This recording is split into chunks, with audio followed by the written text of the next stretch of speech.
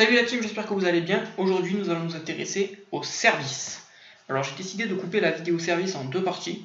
Tout simplement, la première partie qui explicitera donc le fonctionnement du système de dépendance d'injection du service, ainsi que quelques métadatas qui pourraient être utiles. Et puis, dans une seconde vidéo, donc, j'ai décidé de parler du module HTTP, qui est très lié au service, car on va requêter dans des services. Donc voilà, l'utilisation du module HTTP, qui est lui-même basé sur de la programmation réactive. Donc nous aborderons la programmation réactive en même temps dans cette seconde vidéo. Et puis nous verrons donc qu'avec cette programmation réactive, on peut faire plein de choses, comme notamment donc, la communication père-fils, comme on l'avait évoqué. Voilà, donc tout de suite la première vidéo. C'est parti.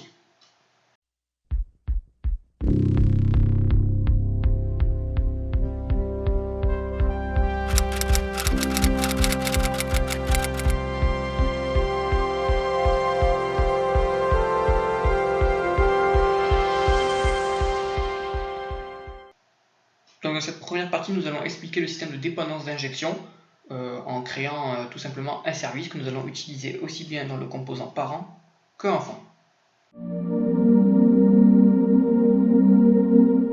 Ok, donc on va s'intéresser au service. Donc pour cela, tout le code qu'on a fait sur les interactions entre père et fils, on va supprimer tout simplement.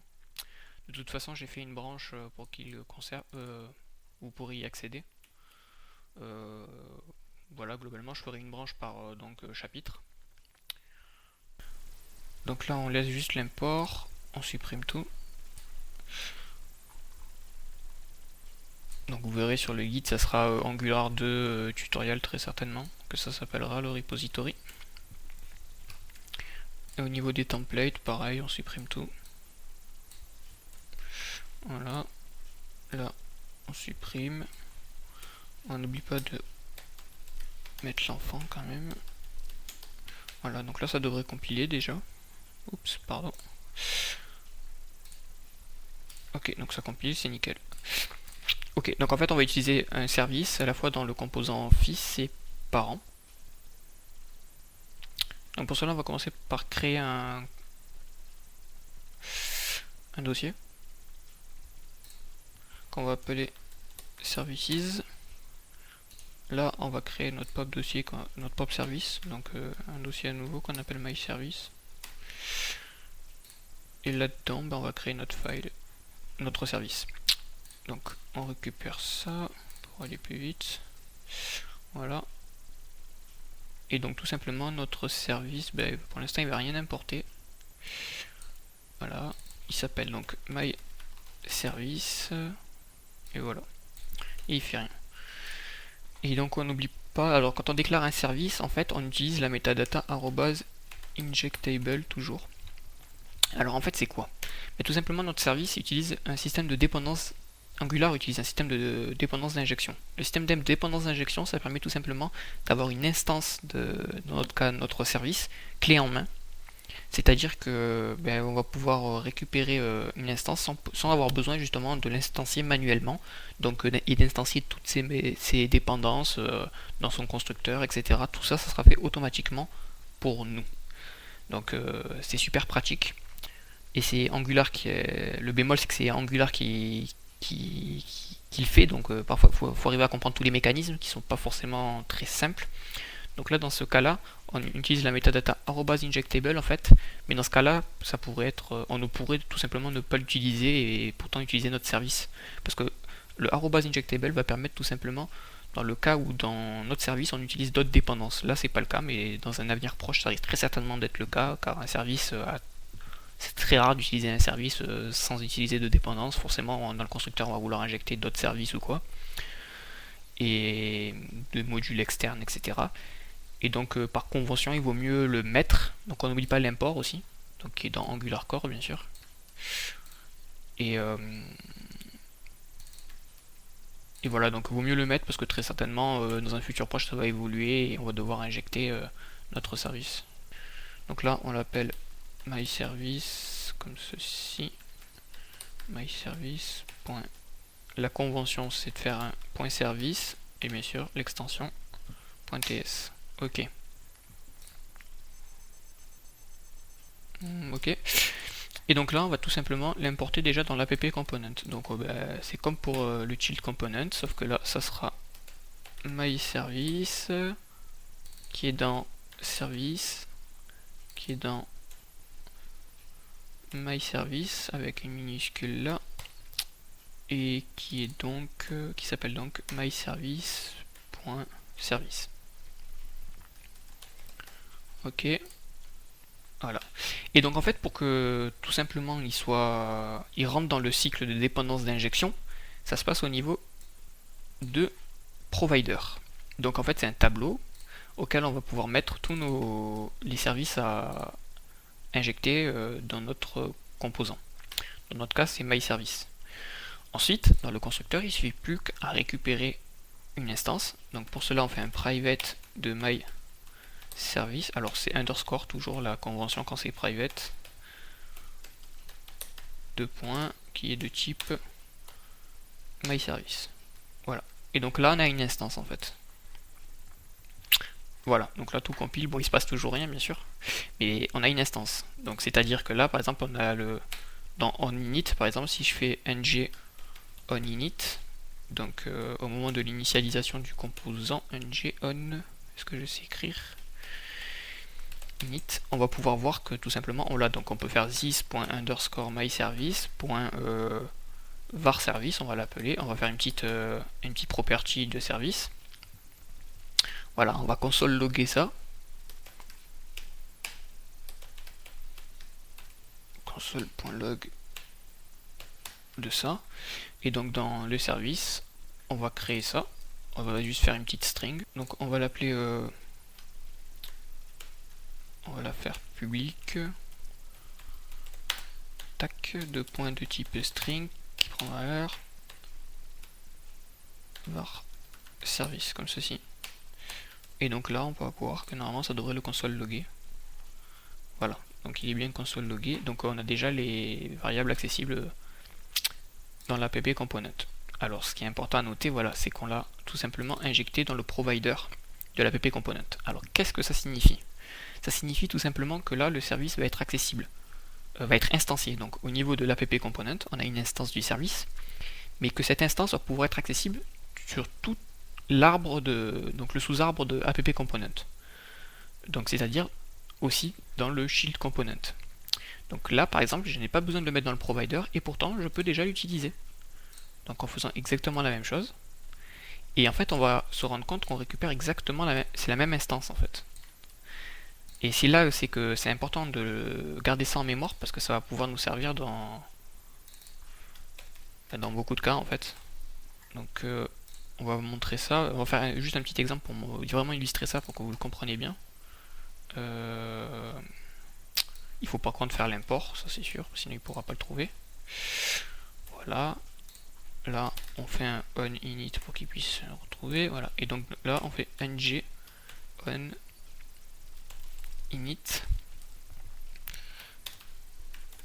On fait ça. Et là, on fait un console.log.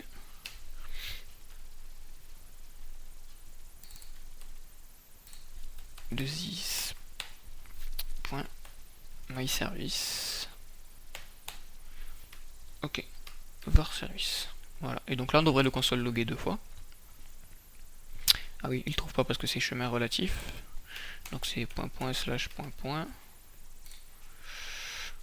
Voilà, donc là il le console deux fois. Donc on voit bien qu'on l'a deux fois. Et donc là, en fait, on a tout simplement la même instance. Donc on va pouvoir illustrer ça tout simplement en disant, en faisant une petite fonction. Change var service, comme ceci. Voilà, ça. Sublime texte qui part en cacahuète. Et donc this.var service qui prend pour valeur new var service.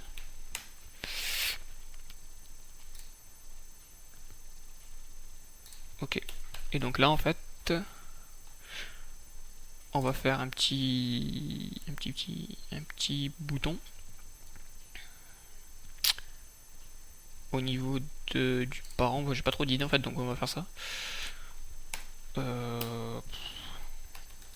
Voilà, bouton, au moment du clic, ça va appeler la fonction parent, donc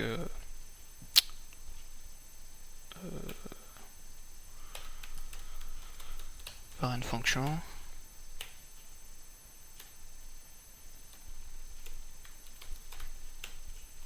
voilà, on fait ça assez vite, ok, et donc là on fait parent fonction comme ceci, this.underscore myService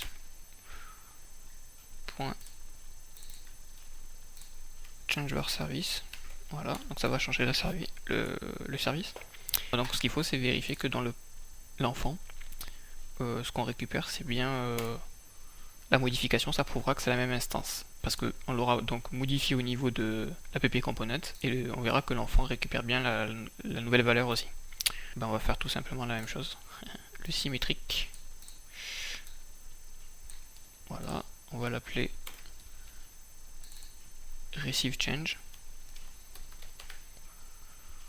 voilà, shield function, comme ceci, et lui il va juste faire un get, enfin, donc un console.log de this.underscore myService.varService, oula, voilà, comme ceci. Donc on va lancer ça, ça devrait déjà compiler. Ok, donc là on change la valeur, et là on la print, et donc ça va être new var service. Voilà, on voit bien que c'est donc la même instance qu'on a.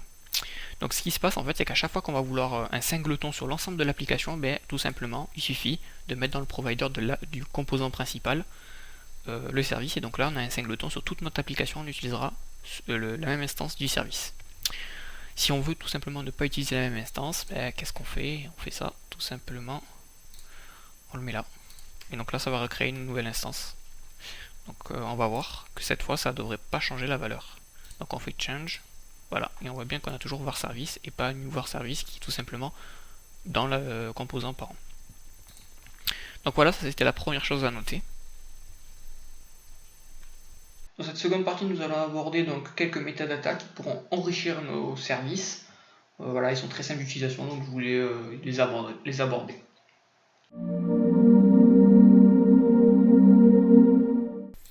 Ok, donc maintenant on va voir qu'il existe deux métadatas assez intéressantes qui peuvent servir tout simplement à vérifier à rendre optionnel l'injection d'un service. Donc ça peut servir quand on fait du développement par exemple. J'ai pas encore de cas d'utilisation concret, donc je vais juste vous présenter la chose, c'est juste à connaître vu que c'est pas si compliqué que ça et que ça pourrait servir dans certains cas, mais que si à l'heure actuelle je vous avouerai que je vois pas vraiment, à part pour le développement. Donc ce qu'on peut faire, c'est ces deux métadatas en fait. Donc ça s'appelle donc tout simplement @host et @optionnel. Donc ces métadatas en fait on les met directement sur la propriété. Et à quoi servent-ils? Donc déjà il faut les importer. Alors @host va tout simplement vérifier qu'en fait il faut que le service il soit injecté dans l'hôte du component. Alors qu'est-ce que l'hôte du component? Dans notre cas, là c'est lui-même, donc par exemple il faut qu'à tout prix que le service soit injecté là, dans le provider et pas dans son parent. Donc si c'est pas le cas, il retournera une erreur. Ce qu'on va faire pour illustrer ça, c'est qu'on va les effacer et on va voir que tout compile. Voilà, ça c'est le code comme on avait tout à l'heure. Ok. Et maintenant, on va rajouter tout simplement @host, vu que c'est celui-là qui nous intéresse dans un premier temps. Donc quand on l'ajoute et qu'on supprime myService du provider, là il devrait retourner une erreur. Parce que l'instance provient de app component et c'est pas donc l'hôte de notre composant, notre child component. Et donc on voit bien, voilà, l'erreur elle est assez explicite, no provider for myService. Voilà. Dans ce cas-là, ça veut dire qu'il faudrait tout simplement le mettre là pour corriger l'erreur. Alors, il existe ensuite la directive @optionnel qui tout simplement, comme son nom l'indique, rend le service optionnel. Donc s'il ne trouve pas, il le met à nul tout simplement et ça passe. Donc là on va voir.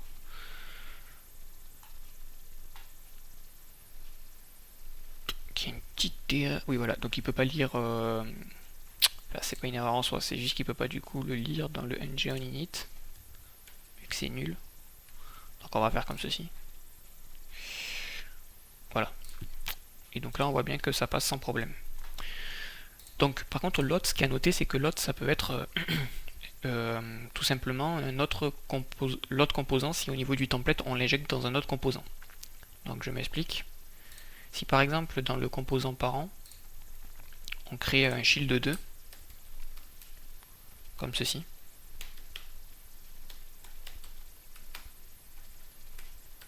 et que dans les components là on fait très rapidement donc shield 2 comme ceci,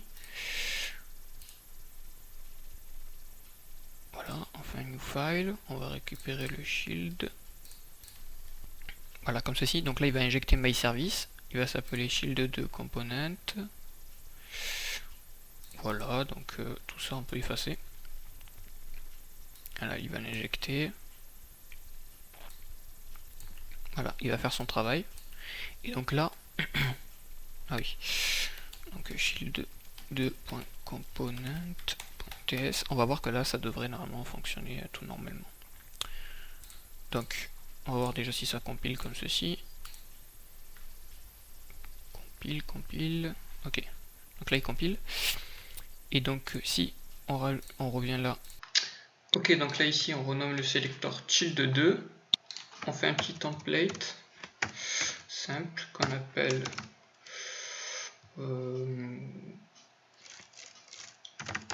span shield de component. Et là on utilise en fait la directive en fait ng-content. Alors ng-content, ce qui est important à noter en fait, c'est que ça fait la fameuse transclusion qu'on pouvait réaliser dans Angular 1. Ben là on peut le faire tout aussi bien dans Angular 2, contrairement à ce que certains disent. Voilà, donc là avec ng-content, pour ça on n'en a plus besoin, et on n'oublie pas bien sûr voilà, d'injecter le service. Donc là ainsi avec ceci, en fait ça va permettre tout simplement de vraiment pouvoir display tout ce qu'il y a à l'intérieur de shield2, de balise shield2, de pouvoir l'afficher donc dans la balise ng-content. Donc ça fait exactement pareil que la fameuse transclusion qu'il y avait dans Angular 1. Donc on vire le optional et on va voir en fait que ça devrait rien changer quoi. Voilà, donc on constate bien que tout est chargé correctement et que donc le hot est cette fois-ci le shield2 et qui est bien cette instance. Si jamais on retire ceci, l'erreur va de nouveau être retournée. Voilà, donc là il n'y a aucun service qui est injecté depuis l'hôte, sachant que donc l'hôte, voilà, c'est que si on fait donc une transclusion au niveau des templates. Bien sûr on peut aussi très bien l'injecter, ça change en rien le fait qu'on puisse l'injecter ici hein. Voilà, donc là ça devrait fonctionner aussi, voilà. Mais voilà, c'est à peu près tout pour ces deux petits metadata qui peuvent toujours être utiles. Comme toujours, j'espère que cette vidéo vous a plu, n'hésitez pas à partager et commenter. Donc la prochaine vidéo portera plus sur le module HTTP ainsi que la programmation réactive. Donc je vous dis à la prochaine, arrivederci.